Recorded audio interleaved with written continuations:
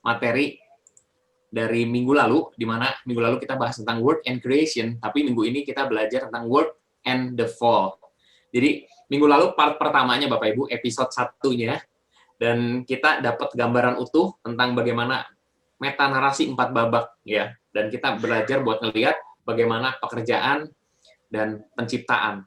Nah, kalau 2 minggu lalu itu kita perlu membayangkan, oh iya ya ternyata begini. Begitu dibaca lagi firman Tuhan yang mungkin udah belasan tahun, puluhan tahun dibaca, kita dapat perspektif yang diperbaharui ya Bapak Ibu.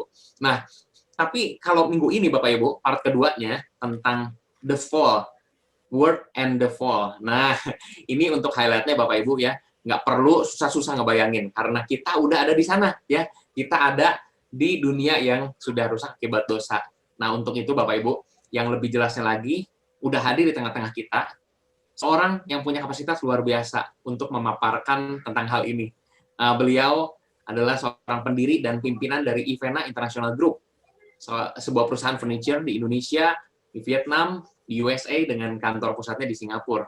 Dan saat ini juga beliau sedang studi teologi di Regent College, Kanada, dan pelayanan beliau, juga ibadahnya itu di Gereja Presbyterian Bukit Batok di Singapura. Mari Bapak Ibu, kita berikan reaction ya, tepuk tangan digital. Kita sambut Bapak Insinyur Johannes Kurniawan MBA. Silakan Pak Johannes. Terima kasih untuk kesempatan yang diberikan. Kita akan tutup dulu chatnya. Kita akan belajar bersama-sama ya, dan saya usahakan untuk bisa tepat waktu sesuai dengan waktu yang diberikan. Jadi ada cukup waktu buat kita bisa tanya jawab dan diskusi dalam kelompok nanti. Saya akan coba share screen. Oke. Harusnya ada oke.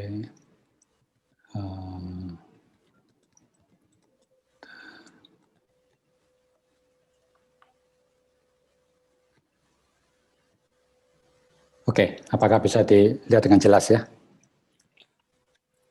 Oke ya. Jelas. Ya, tema yang diberikan ke saya siang hari ini tentang bekerja di dalam dunia yang jatuh dalam dosa, dunia saat inilah ya. Ini sekilas tentang dunia pekerjaan saya, yang separuh kiri yang ada di Indonesia, yang separuh kanan yang ada di Vietnam, ya. Kemudian ini adalah produk-produk kami, ya. Tetapi sekali lagi siang ini saya berada di sini bukan untuk promosi furniture, tapi kita akan bicara tentang tema yang diberikan, ya. Saya akan bagi menjadi 3 subtema tentang kejatuhan manusia. Pertama adalah the covenant is broken, yang kedua the world is broken, yang ketiga I am broken, kitanya sendiri gitu ya.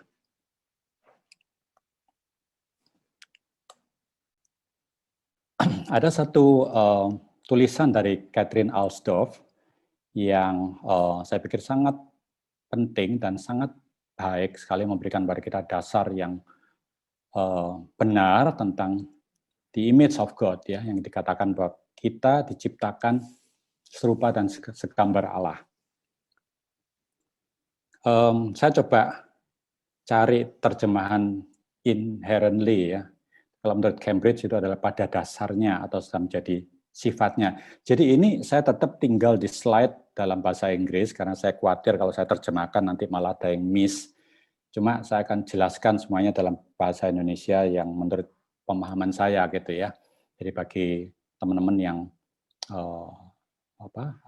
lebih nyaman dengan bahasa Inggris, silakan gitu.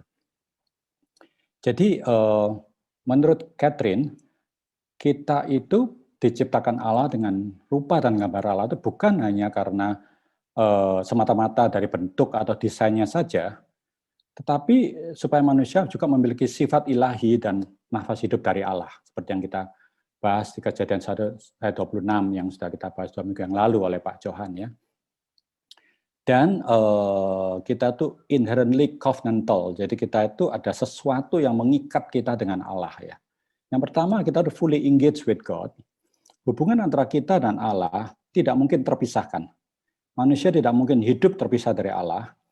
Ibaratnya ya, kalau saya boleh ngambil contoh yang meskipun tidak jauh dari tepat, tetapi sebagai suatu gambaran aja, seperti hubungan seorang ibu dan bayinya.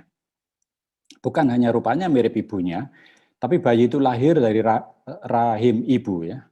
Bagi yang wanita pasti lebih bisa memahaminya.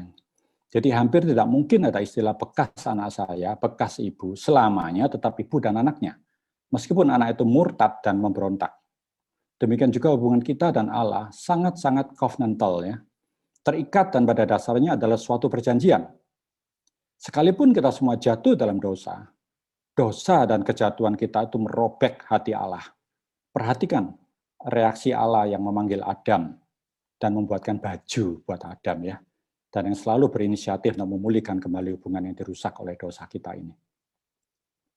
Yang kedua, yang juga tidak kalah pentingnya, bahwa hubungan kita dengan sesama itu juga covenantal, hubungan kita dengan sesama manusia.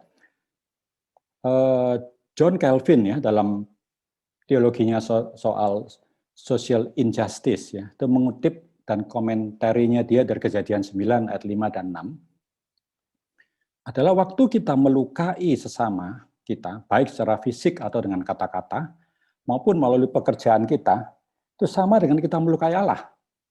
Karena Allah melihat dalam diri manusia, dirinya sendiri.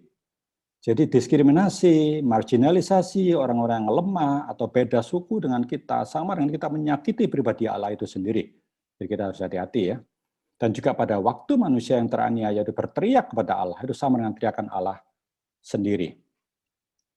Dan juga dengan ciptaan, dengan alam ciptaan Tuhan, itu juga bukan sesuatu yang kita barang untuk dipakai begitu ya, tetapi ada satu ikatan yang pada dasarnya itu sudah selalu ada. Pada waktu alam menciptakan kita serupa dan segambarnya. Oh ini tadi ya yang saya jelaskan. Kalau kalian lihat, jadi pada waktu, jadi the cries of the victims are the very cry of God. The lament of the victims as they cry out how long is God's giving voice to God's own lament.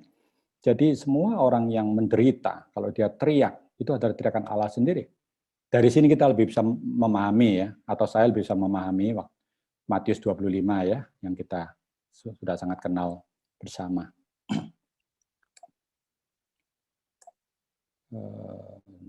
Oke.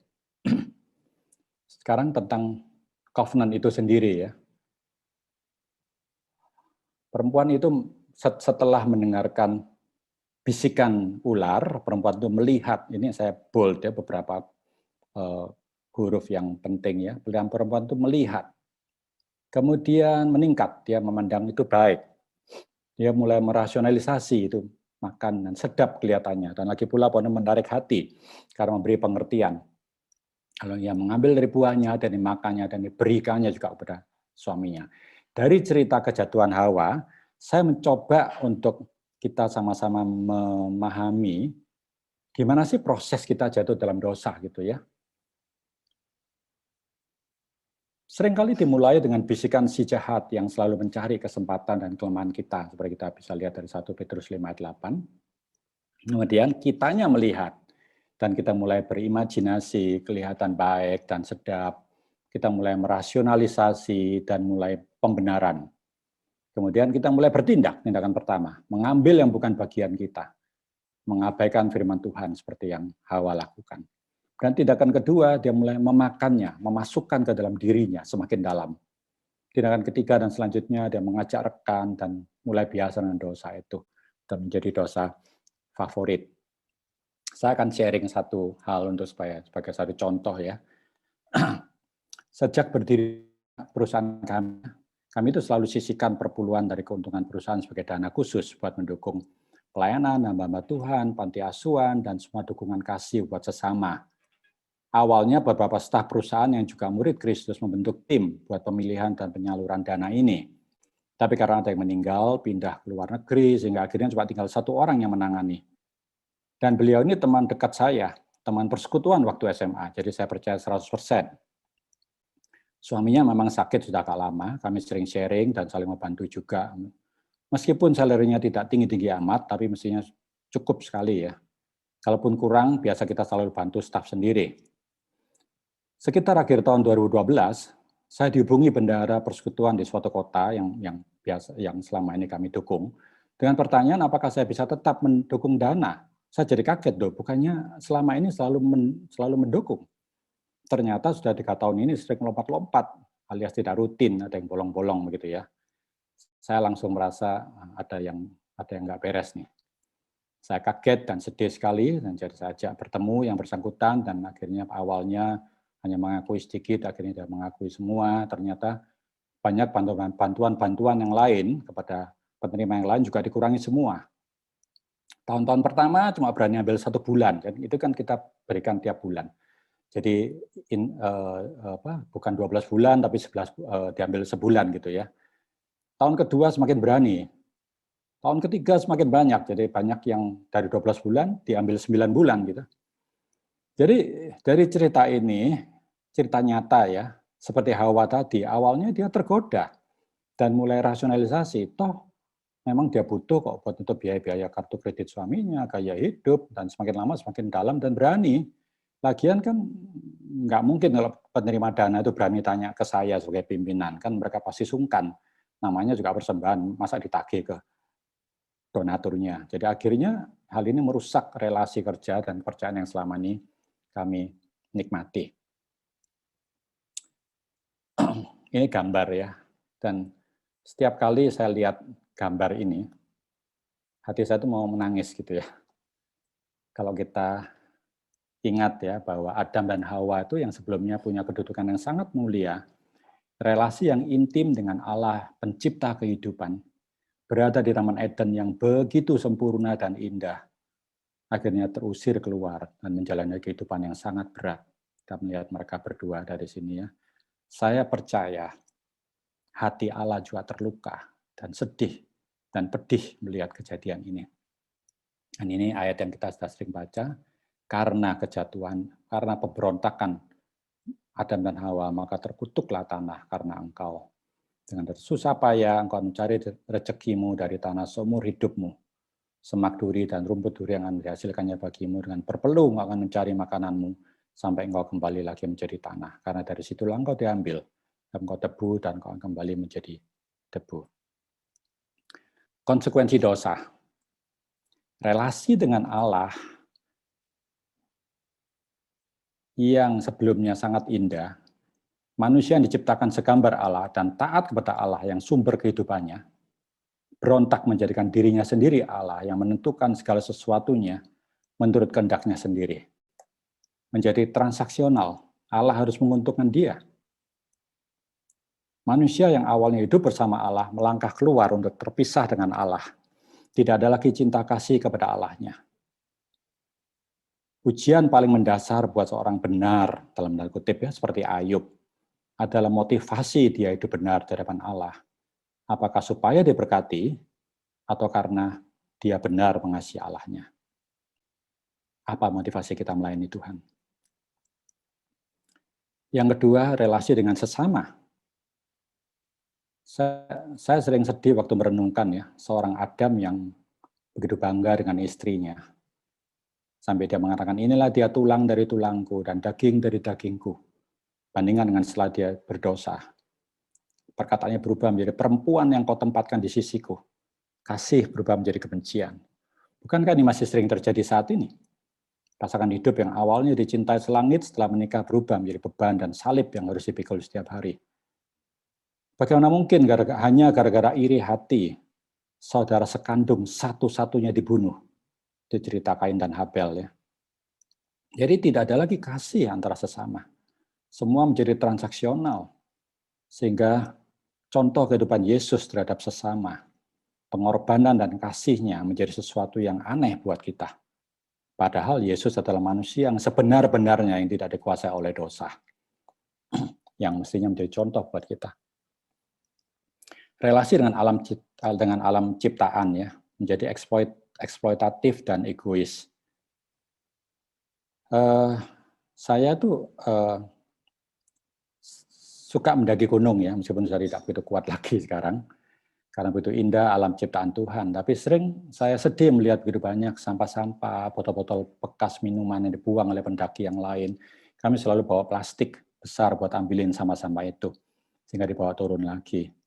Industri kami sangat diberkati oleh hasil hutan, jadi setiap pohon jati yang kami potong, selalu kami tanam kembali 3 pohon pengganti untuk melestarikan hutan jati di Jawa. Jadi seharusnya relasi dengan alam ciptaan itu harus kembali kepada tugas kita semula sebagai steward, sebagai pengelola. Tapi yang terakhir ya, yang sangat penting buat kita, despite semua kejatuhan itu, ada janji keselamatan. Allah tidak pernah meninggalkan ciptaannya. Allah tidak pernah gagal. Keselamatan yang dikerjakan oleh Kristus buat kita semua bukanlah plan B, tapi sudah direncanakan sebelum dunia diciptakan. Dalam Efesus 1 ayat 4 ini mungkin nanti bisa didiskusikan dalam kelompok ya, dengan beberapa ayat firman Tuhan yang saya tuliskan di sini. Yang kedua, the world is broken ya. Saya pikir saat ini ya, dalam tengah-tengah pandemi COVID ini, saya tidak akan kekurangan contoh gitu ya, untuk memberikan contoh kepada kita bahwa dunia kita ini dunia yang jatuh dalam dosa ini ya. Ini buruh tambang di Pakistan ya, yang kanan ini pekerja industri di China ya, yang dikejar target, bekerja 7 kali 24 jam kadang-kadang dengan istirahat yang sangat singkat sekali. Meskipun sekarang agak membaik dengan adanya audit dari perusahaan asing, tapi masih seperti inilah kebanyakan kasusnya, dan ini adalah buruh tani di negara kita, dan yang ini adalah para pemulung yang ada di India. Sebab kita tahu bahwa sampai sekarang segala makhluk sama-sama mengeluh dan sama-sama merasa sakit bersalin. Ini alam yang akhirnya kekeringan dan bencana alam yang terus terjadi, yang kita sering baca di berita ya. Ini yang baru ya, yang baru saya tambahkan slide-nya pagi tadi, karena saya sangat concern tentang climate change, tentang global warming ya. Saya cukup kaget ini, ternyata research yang ada, kalau pemanasan global ini terus terjadi, maka tanaman-tanaman, hutan-hutan yang seharusnya merubah dari karbon, dari CO2 menjadi oksigen, dia akan terpaksa untuk mengadaptasi, dia akan berubah, dia akan merilis karbon, bukan merilis oksigen ya. Jadi itu yang dikhawatirkan kalau benar ya. Ini kan baru di research-nya baru dipublish, jadi saya sendiri juga belum tahu apakah sejauh mana. Ini beberapa hal yang kita bisa lihat bahwa kejatuhan itu mengkorup, menggagalkan apa yang semestinya baik. Ya. Hal yang mestinya sehat menjadi sakit seperti sekarang, banyak kejadian dengan COVID, mestinya berfungsi dengan baik menjadi dysfunctional, yang mestinya adil menjadi tidak adil, yang mestinya indah menjadi jelek, yang mestinya saling mengasihi seperti tadi contoh yang saya sebutin menjadi tidak mengasihi, menjadi melukai. Ya. Dan yang terakhir, hal yang mestinya baik, pekerjaan yang baik, akhirnya juga menjadi pekerjaan yang penuh dengan cobaan, pekerjaan yang penuh dengan tantangan. Saya akan memberikan cerita yang kedua supaya ada relevansinya ya. Saya berasal dari keluarga miskin dan mulai bekerja sebagai tenaga QC di perusahaan mebel Amerika. Ini 30 tahun yang lalu ya. Kemudian mulai usaha sendiri sebagai trader. 3 tahun kemudian Tuhan pertemukan dengan seorang manajer Jepang, sehingga oleh karena itu kami bisa masuk ke pasar Jepang. Wah, saya bersyukur sekali. Melonjaknya sales kita ke Jepang juga dibarengi dengan banyaknya kunjungan buyer-buyer Jepang. Yang beda dengan buyer Eropa kami, mereka sangat mementingkan entertainment ya, seperti kita tahu. Jadi dinner itu dan dilanjutkan dengan hiburan malam. Hati saya mulai gelisah dan bingung ya. Dikatakan dosa, kan saya juga nggak ngapa-ngapain, cuma temani mereka ke karaoke. Tapi di karaoke mereka pilih-pilih wanita penghibur, wanita yang diciptakan dengan gambar Allah, sekarang direndahkan, dijadikan barang dagangan di etalase kaca buat dipilih. Di dalam kegelisahan ini, satu waktu masuk lagi ke karaoke itu dengan bayar Jepang ini, ternyata ketemu dengan teman yang juga aktivis gereja gitu ya. Pada waktu itu dia bekerja di Marubeni ya, yang waktu itu trading Jepang yang ternama, menemani pimpinan-pimpinan Jepangnya. Melihat saya, dia langsung kaget dan gelisah dan menjelaskan kalau dia tidak main perempuan. Saya bilang, loh saya juga tidak gitu ya. Akhirnya setelah kejadian malam itu kami bertemu lagi, berdoa dan menggumulkan bersama. Akhirnya setelah lewat pergumulan yang cukup lama, kami putuskan kalau kita mesti keluar dan berani menolak apapun konsekuensinya. Dia jelaskan ke pimpinannya dan ditertawakan seperti yang kita duga. 3 bulan kemudian dia resign dan kerja di perusahaan lain yang lebih baik. Saya sebagai pemilik tidak bisa resign, tapi saya dengan pertolongan Tuhan menjelaskan baik-baik ke klien kami. Kalau saya cuma bisa temani sampai meja makan aja, selanjutnya saya tidak akan ikut. Mau beli, nggak mau beli, ya sudah gitu ya. Jadi ini contoh ya, bahwa pekerjaan yang semestinya baik, terkontaminasi juga dengan hal-hal yang tidak baik. Disinilah perlunya kita punya spiritual partner ya, yang buat bergumul bersama atas realita kerja dalam dunia yang sudah jatuh dalam dosa ini. Albert Walters dalam bukunya Creation Regain, ya, ini saya dapatkan dari Catherine Alsdorf, membuat satu skema yang saya pikir sangat baik ya, bahwa strukturnya, creation-nya itu ciptaan Allah, yang awalnya itu baik, ya, kemudian fall itu kejatuhan itu membawa kita menjauh daripada rencana Allah yang sebenarnya. 2 minggu lagi nanti akan dijelaskan tentang redemption, akan membawa kembali kepada rencana Allah yang sebenarnya. Ini sebagai contoh-contoh aja ya. Dunia bisnis ya, yang seharusnya baik buat membangun kesejahteraan manusia bersama ya, karena dosa menjadi arena buat mencari keuntungan sebesar-besarnya dengan menghalalkan segala cara. Karena parameter yang dipakai cuma keuntungan dan nilai saham yang harus selalu naik. Kita alami sekarang di tengah-tengah pandemi COVID, di mana bank-bank sentral di seluruh dunia menggelontorkan dana sangat besar, tapi akibatnya cuma yang kaya semakin kaya, yang miskin semakin terpuruk. Wall Street, pasar saham di Amerika naik 60% selama masa COVID, pada waktu lebih dari 30 juta orang Amerika kehilangan pekerjaan. Pelayanan medis yang tujuannya mulia menjadi ajang bisnis dan seringkali mendegradasi nilai-nilai kemanusiaan. Banyaklah berita-berita pilu yang sering kita temukan dialami oleh masyarakat kita. Sekolah yang seharusnya menjadi harapan buat mendidik anak-anak kita, buat menjadi manusia yang berguna, seringkali menjadi tempat di mana pengaruh-pengaruh negatif masuk ke anak-anak kita. Belum lagi kalau di Indo juga banyak narkoba, biaya pendidikan yang tidak terjangkau, dan sebagainya.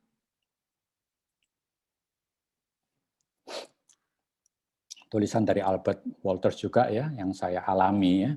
Nothing in the world ought to be despaired of. Hope is grounded in the constant availability and the insistent presence of the good creation, even in those situations in which it is being terribly violated. Jadi meskipun dunia sudah jatuh dan dirusak oleh dosa, tapi ingat dunia ini ciptaannya yang terindah.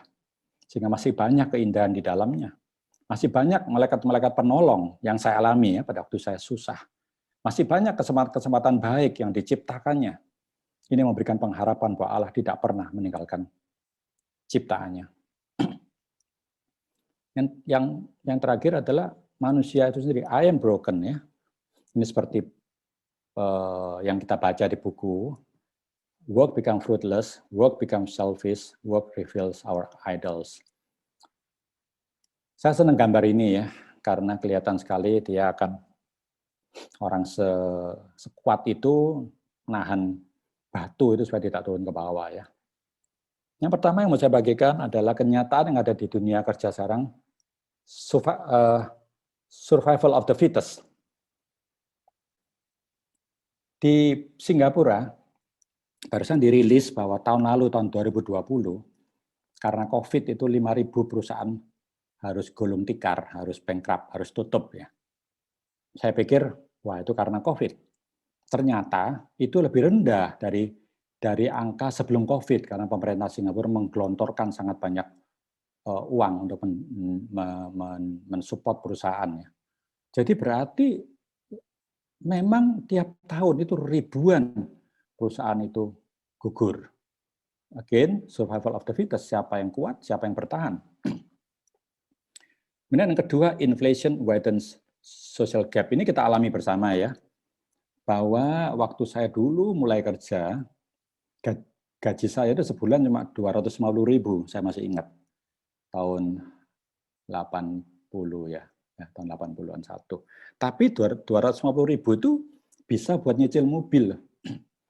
Nah, gaji kita sekarang kan nggak ada yang 250.000. Tapi mungkin berat untuk cicil mobil. Jadi kenaikan gaji, kenaikan penghasilan itu balapan ya, kejar-kejaran dengan semua kebutuhan inflasi yang begitu drastis naik ya. Dan bukan hanya uang loh ya, yang sebagai ukuran untuk kemiskinan. Banyak dimensi yang lain adalah akses kepada pekerjaan, seperti sekarang di tengah-tengah COVID seperti ini. Akses kepada sarana kesehatan. Itu semua seakan-akan yang kita lakukan itu jadi tidak menghasilkan apa-apa gitu ya. Saya pikir kita tidak perlu ngomong panjang lebar tentang impact daripada pandemi yang kita rasakan bersama. Usaha, cukup banyak usaha yang sudah dirintis puluhan tahun, akhirnya wipe out, akhirnya jadi sia-sia, jadi hancur karena pandemi ini ya. Yang kedua, work become selfish. Semuanya berpusat ke kepentinganku, untuk kesejahteraanku, untuk aku semua. Akhirnya saya berpikir, siapa saya sih sebenarnya? Who am I? Yang terjadi saat ini di komunitas kita, di lingkungan kita adalah I am what I achieve. Jadi identitas kita itu ditentukan oleh kesuksesan kita. Sebenarnya kalau dipikir-pikir lagi ya, narasi sukses menurut Tuhan itu apa sih? Ukuran sukses menurut Tuhan belum tentu sama dengan ukuran sukses menurut kita kan? Terus tujuannya apa kalau kita sukses? Kalau mau dipakai ukuran manusia, banyak tokoh-tokoh Alkitab itu tidak akan kita kategorikan sebagai sukses ya. Kristus sendiri gagal kan? Dia mati di kayu salib seperti itu. Ya, hal yang kedua ya, yang saya amati, lagi dalam konteks di Surabaya, asal saya dulu ya, waktu saya ketemu dengan ibu saya, mereka memperkenalkan orang, selalu yang diperkenalkan tuh usahanya, ini loh, yang punya makeup box, ini loh yang punya itu. Saya tuh seringkali jengkel ya, apa enggak punya nama, kenapa kok harus perusahaannya yang menjadi identitasnya gitu ya. Jadi saya mau mengingatkan diri saya sendiri bahwa perusahaan kita ataupun usaha kita itu cuma satu instrumen, cuma satu alat di tangan Tuhan yang sedang bekerja bersama-sama dengan kita dan menunjukkan anugerahnya kepada kita. Roma 8 ayat 28 ya. Jadi jangan disembah perusahaan kita itu mereka cuma alat. Dan yang ketiga juga mengenai kekayaan ataupun status ya. Itu sudah bukan rahasia umum ya. Kadang-kadang saya itu kalau ketemu dalam lingkungan dengan orang-orang quote and quote, orang-orang yang berpengaruh, orang-orang yang kaya, sampai maaf ya, agak enek gitu ya, yang diomongin itu tentang kekayaannya. Dalam hati saya, siapa yang tanya sih? Itu aja yang diucapin, karena mungkin cuma itu yang bisa dibanggain ya. Nah, saya mau usul buat kita ya, who am I? Kita tuh milik Kristus. Dalam kasih Allah telah menentukan kita dari semula oleh Yesus Kristus dan menjadikan anak-anaknya sesuai dengan kerelaan kehendak-Nya. Itu satu hal identitas yang sangat solid, identitas yang tidak akan tergoyahkan, identitas yang tidak bisa digagalkan oleh siapapun. Sekalipun kita mungkin gagal dalam pekerjaan, kita gagal dalam banyak hal, kita tetap milik Kristus. Yang ketiga, work reveals our idols. Ini gambaran yang saya ambil dari Catherine juga ya, bahwa kita lihat sex appeal ya, begitu banyak kejadian penyelewengan, perzinahan itu terjadinya di tempat pekerjaan ya, karena memang disitulah waktu kita paling besar, kita luangkan waktu di tempat pekerjaan. Kemudian uang, seperti tadi saya jelasin, power dan bossy ya, kita maunya yang kita suka aja. Ini saya juga ambil dari Catherine yang cukup bagus ya. An idol is a good thing turned into an ultimate thing.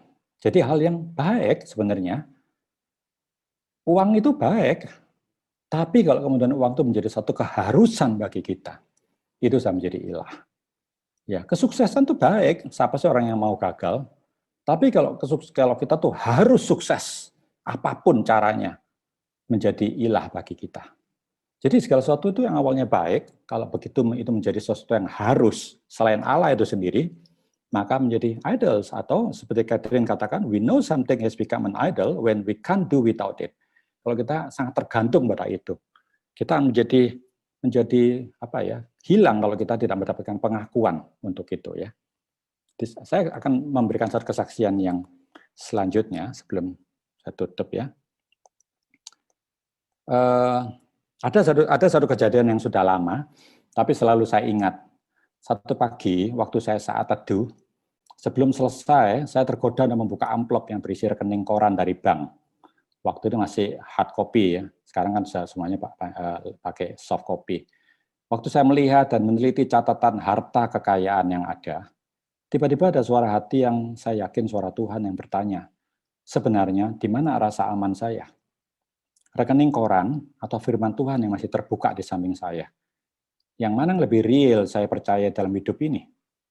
Janji Tuhan yang sedang terbuka di kanan saya, atau harta dunia yang tertulis di kiri saya? Saya kaget, merenung, dan bertobat. Tanpa disadari hal-hal yang awalnya baik, berkat darinya, tanpa sadar pelan-pelan menjadi ilah dalam hidup saya. Ya, ini slide terakhir ya, sebagai penutup ya. Saya tuh senang mendampingkan dua gambar ini ya. Kita ada di sini sekarang dalam perjalanan sebagai duta-duta Kristus, sebagai exile, sebagai musafir ya. Kita ini, dunia ini bukan rumah kita. Kalau kita ingat dari Yohanes 17 ya, kita harus ingat bahwa kita semua adalah musafir, pengembara. Rumah permanen kita bukanlah di dunia ini. Kita semua adalah duta-duta Kristus. Kita mesti selalu mengingat kejadian 3 ya, sebagai satu pelajaran buat kita. Dan kita selalu berharap akan Wahyu 21 ya. Dan berharap pada Kristus yang sudah menang dan pimpin kita semua dalam kemenangan iman ya. Ini slide saya yang terakhir, yang satu lagi, ini mungkin sebagai perenungan aja untuk sesi yang datang ya. Kalau memang gospel merubah segala satunya, how it can change me and my work. Ya, saya pikir sampai di sini aja. Terima kasih untuk waktunya. Ya, baik Bapak Ibu. Kita bersyukur ya, ada pemaparan yang sangat jelas sekali ya dari Pak Johannes Kurniawan. Mari Bapak Ibu yang diberkati boleh tulis di kolom chat ya. Puji Tuhan, saya diberkati ya. Kita bilang terima kasih juga ke Pak Johannes Kurniawan ya. Karena tadi kita dapat pemaparan yang saya pikir sangat utuh ya, terkait dampak dosa pada kehidupan pekerjaan kita hari ini. Dan dimulai dengan bagaimana hubungan kita ya, hubungan kita dengan Tuhan, kita dengan sesama, dan kita dengan ciptaan ya, alam ciptaan. Kemudian Pak Johannes juga tadi sampaikan bagaimana hari-hari ini ternyata adegan di kejadian ya tentang kejatuhan manusia itu masih sering kali terjadi dan akrab sekali Bapak Ibu dengan kita nih ya di industri kita masing-masing.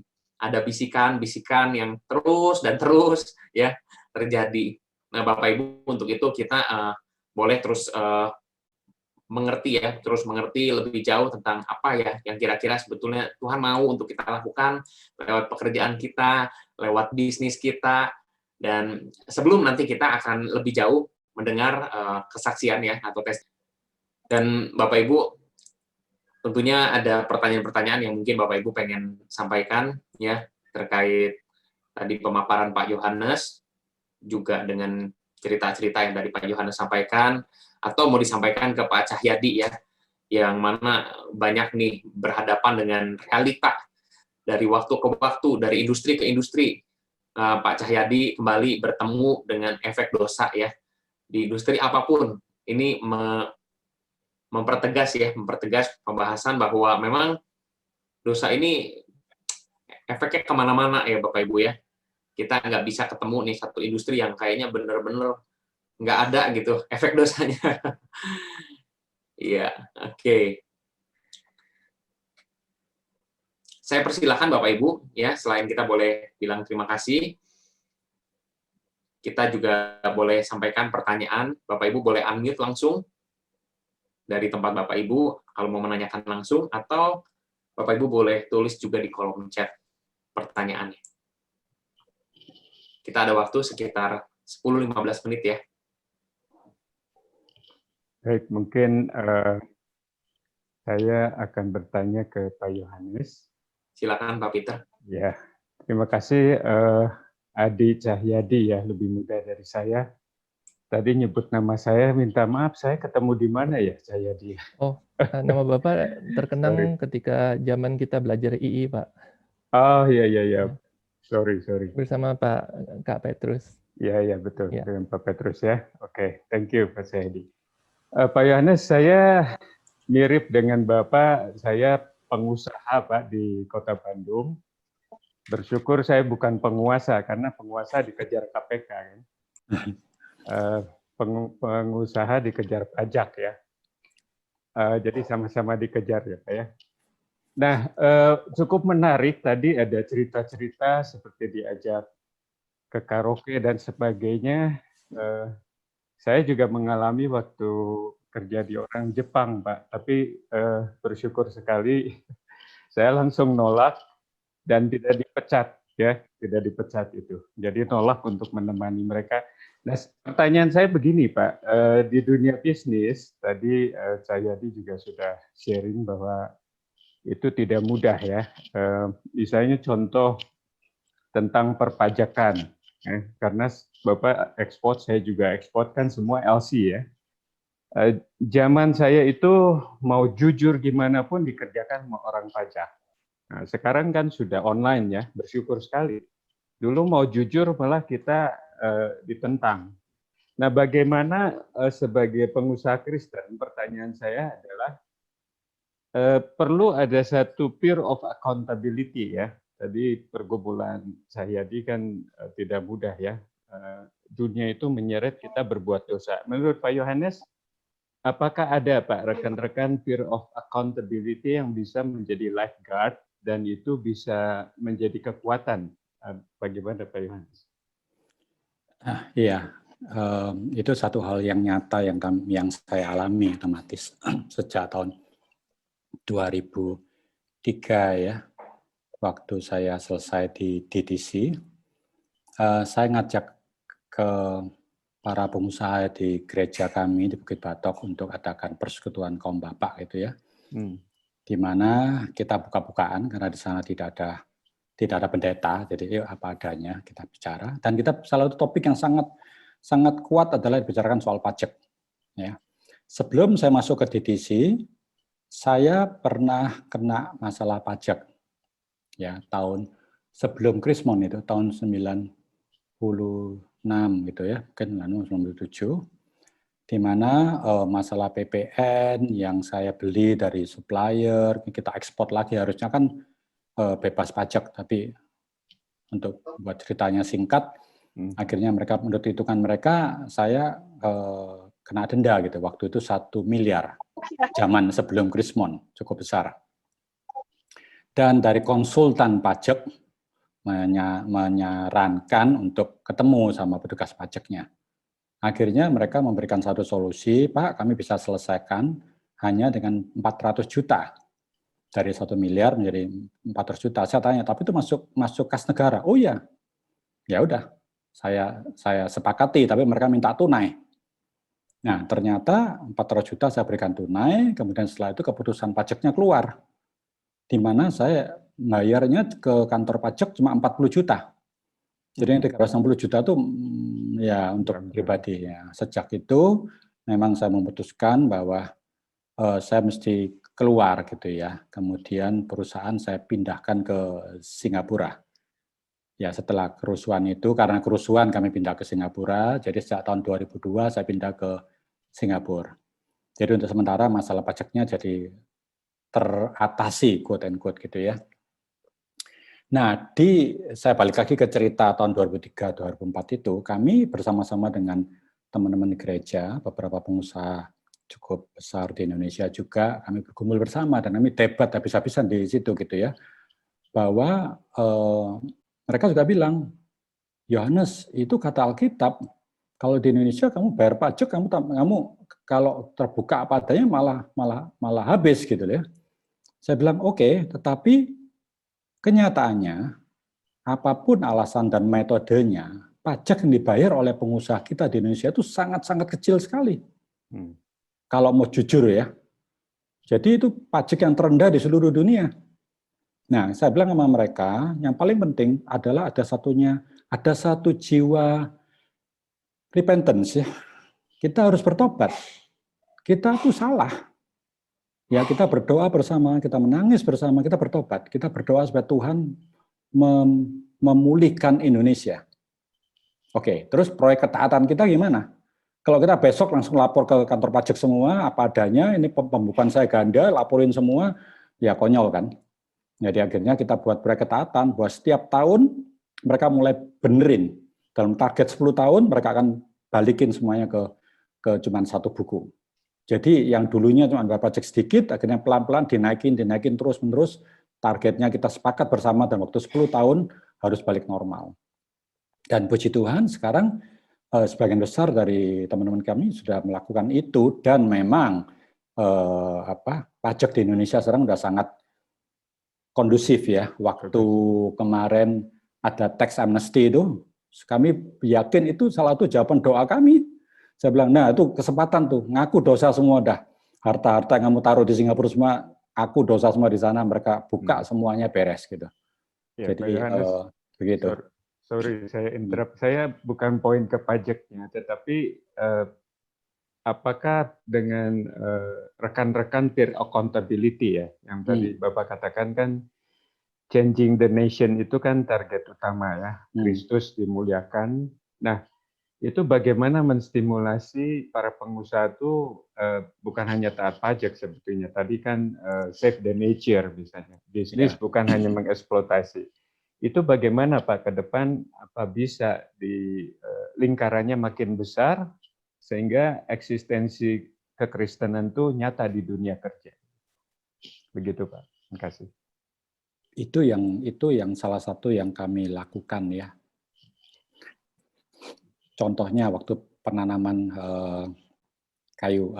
pohon jati yang ada, waktu customer kami Costco di US datang dengan WWF Internasional, WWF Jakarta datang ke Indonesia meninjau proyek penanaman kami, saya minta ke WWF, ke WWF supaya dipublikasikan karena saya kepingin seluruh perusahaan di Indonesia juga ikut menanam kembali karena tanahnya tanah dari perhutani kok, kita cuma membiayai itu aja. Mereka cukup kaget loh, bukankah ini competitive advantage kamu yang harusnya jangan sampai semua orang begitu. Saya bilang enggak, saya maunya semua begitu gitu. Jadi mirip-mirip church planting ya, mirip-mirip waktu kami dulu Tuhan pakai membuka persekutuan di sekolah, ya cari teman. Kalau di Singapura kemarin kita cari teman soal pajak karena pajak yang menjadi isu paling utama waktu kami bicara dengan mereka ya. Kemudian tentang treatment pada karyawan, saya rasa cukup baiklah perusahaan-perusahaan Kristen ya, pengusaha-pengusaha Kristen ya. Dan salah satunya juga yang teman saya sampai sekarang, di mana kami seringkali berkumpul bersama. Sampai sekarang pun dia masih berkumpul bersama pajak. Saya pun karena kita ada pabrik di Indonesia, di Kendal. Kemarin dulu saya baru sidang pajak juga. Karena kami, pokoknya sekarang kita apa-apa yang tidak sepakat, kita naikkan aja sidang banding gitu ya. Gitu. Jadi mesti satu proses ya, Pak Peter ya. Ya, terima kasih. Perlu dukungan dari Pak Peter gini dah untuk supaya bisa memperluas lingkaran itu. Thank you Pak. Terima kasih. Silakan yang lain. Ya, makasih Pak Peter Hidayat untuk pertanyaannya dan Pak Yohanes tadi sudah menjawab dan ini ada pertanyaan juga dari Pak Kurjianto ya. Pak Kur tanya nih, pertanyaan untuk Pak Yohanes dengan karyawan yang cukup banyak dalam perusahaan-perusahaan Bapak. Bisa di-sharingkan Pak nilai-nilai yang diterapkan dalam pabrik berkaitan dengan kesejahteraan dalam segi fisik dan jiwanya mereka. Oke. Perusahaan kami itu pada dasarnya trading sebetulnya. Jadi kita outsource ya. Yang di Vietnam tidak ada satupun yang kami miliki sendiri. Yang di Indonesia kami cuma punya satu pabrik kecil yang ada di Kendal ya, yang kemarin saya sempat sharingkan juga di kelas Emin ya. Jadi pada dasarnya mayoritas itu bukan pabrik kami, tetapi hubungan kita sangat dekat dengan pabrik-pabrik itu. Kami tidak butuh loncat ya, karena di pabrik-pabrik supplier kita itu kita hampir 100% kapasitas mereka gitu. Nah, jadi penanganan kepada karyawan mereka, nilai-nilai yang kami usahakan untuk bawa ke mereka adalah bahwa seperti yang kita sering gembar-gemborkan di manajemen, kalau karyawan itu aset gitu. Tetapi prakteknya seringkali tidak menjadi seperti itu gitu. Kembali lagi yang seperti tadi sharingkan, pada waktu karyawan kita bersalah, pada waktu terjadi apapun, bisa nggak kita melihat mereka sebagai serupa dan segambar Allah gitu ya, sebagai image bearer dari Tuhan yang Tuhan tempatkan untuk bekerja sama dan membentuk kita juga. Saya pikir itu yang langkah konkret yang kita selalu usahakan di tempat pekerjaan, sehingga kami usahakan supaya ada suasana kekeluargaan yang boleh terbentuk di dalam pekerjaan itu ya.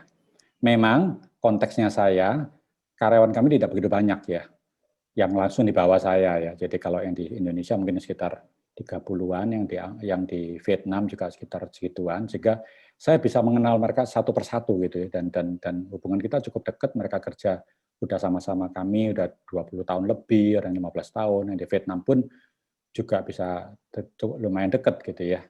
Nah, memang kalau karyawannya cukup banyak sekali, ya akan ada keterbatasan ya. Tetapi apa yang dilakukan oleh pimpinan itu akan dicontoh oleh bawahan kan.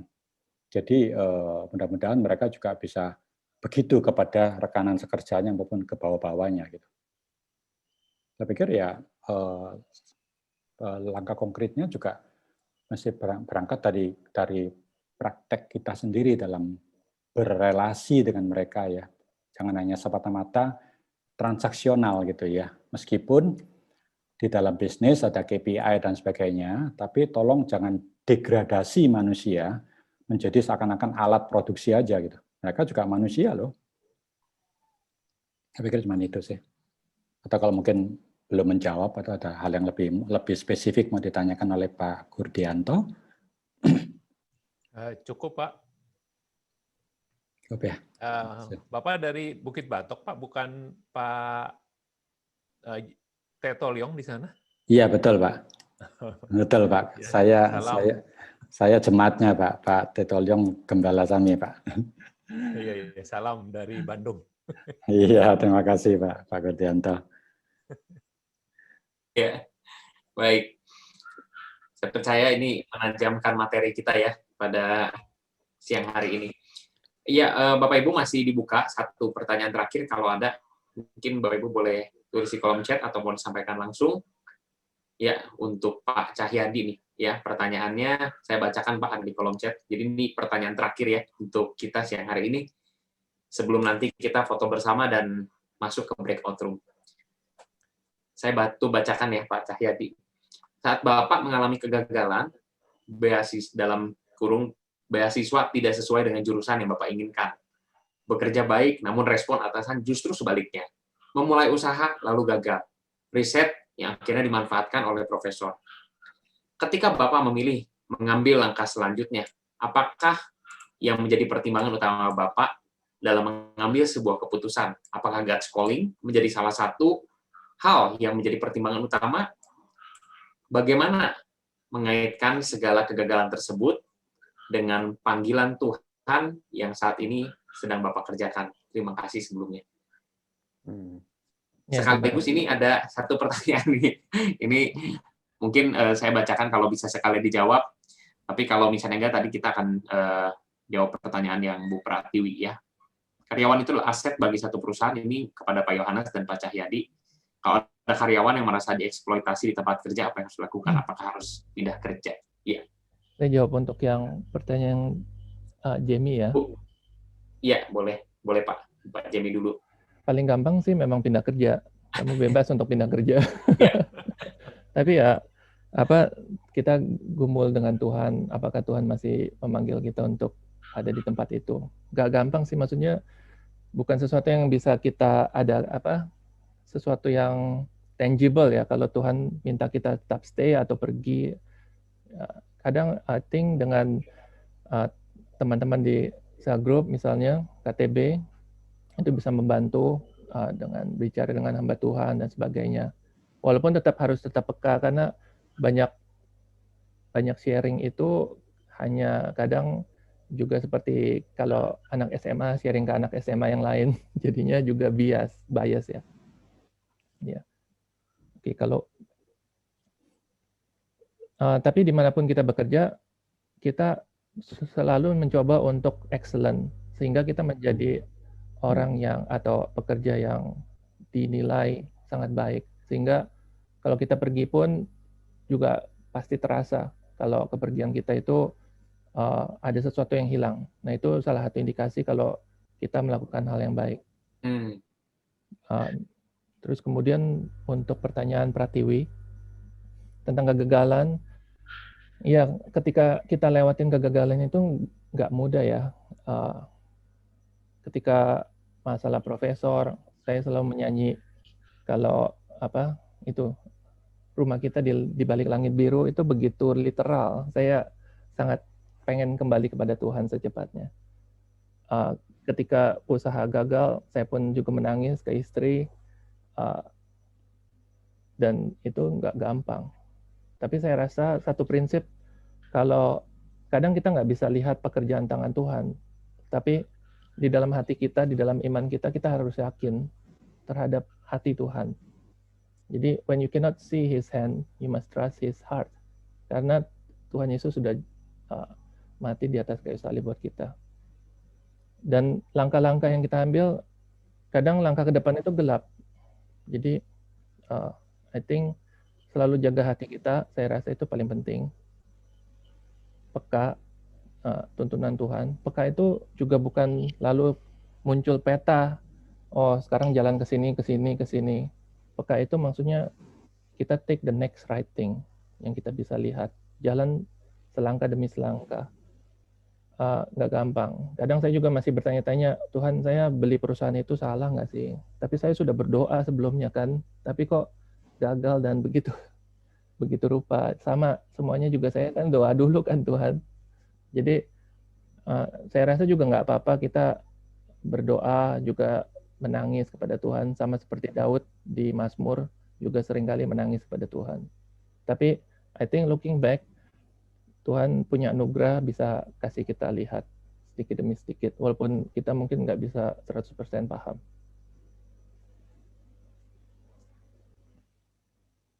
Iya, oke. Baik, Pak Cahyadi tadi sudah menjawab ya pertanyaan dari Ibu Febri, dan mungkin ada yang mau disampaikan oleh Pak Johannes melengkapi, sekaligus tadi ada pertanyaan singkat ya dari Pak Jemi ya. Kalau barangkali ada pandangan lain atau menambahkan apa yang dari Pak Cahyadi sudah sampaikan. Silakan Pak Johannes. Iya, cuman saya pikir saya perlu mengklarifikasi ya bahwa perjalanan saya dalam mengikut Tuhan di dunia pekerja tidak berjalan dengan mulus ya. Tidak berarti saya tidak melakukan kesalahan, saya melakukan banyak kesalahan, saya melakukan banyak dosa. Dan kalau kita mau mencari perusahaan yang Kristiani, perusahaan yang kudus, kita nggak akan dapat di dunia berdosa ini. Jadi saya selalu diingatkan tentang perjalanan seorang Musa, seorang Yusuf, seorang Daniel yang bekerja malah bekerja di tempat-tempat kafir ya. Seorang Ratu Esther ya.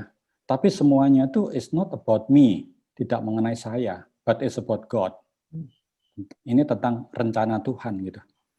Jadi saya cuma mencari tahu gitu ya. Sekarang Tuhan tempatkan saya, Tuhan izinkan saya melalui ini semua. Buat apa gitu?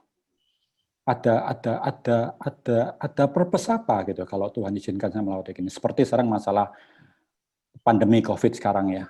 Itu selalu pertanyaan saya, Tuhan, saya ada di sini sekarang dengan posisi seperti ini di Singapura, perusahaan yang awalnya bulan Maret, April kita sempat panik, sempat terdampak, akhirnya sekarang ekspor ke Amerikanya tetap rame lagi. Jadi dengan kata lain, pada waktu begitu banyak orang menderita, saya quote and quote tidak gitu perusahaan kami ya. Itu buat apa? Jadi semua kesuksesan misalnya atau semua kegagalan itu pasti punya tujuan kan? Itu sih yang mau saya sampaikan juga ya kepada kita semua kalau kita bekerja di perusahaan yang memang menekan dan sebagainya. Coba kita gumulin bareng-bareng gitu ya. Dan tadi seperti Pak Peter ingatkan, memang perlu ada partner ya, perlu ada rekan yang bisa bergumul bersama gitu, karena memang nggak sederhana mencari jawabannya itu gitu. Cuman itu ya yang mau saya tambahin ya sebagai penutup. Ya, makasih Pak Johannes Kurniawan, Pak Cahyadi. Thank you buat sesi Q&A-nya. Dan setelah ini kita akan ada breakout room ya Bapak Ibu ya. Tapi kita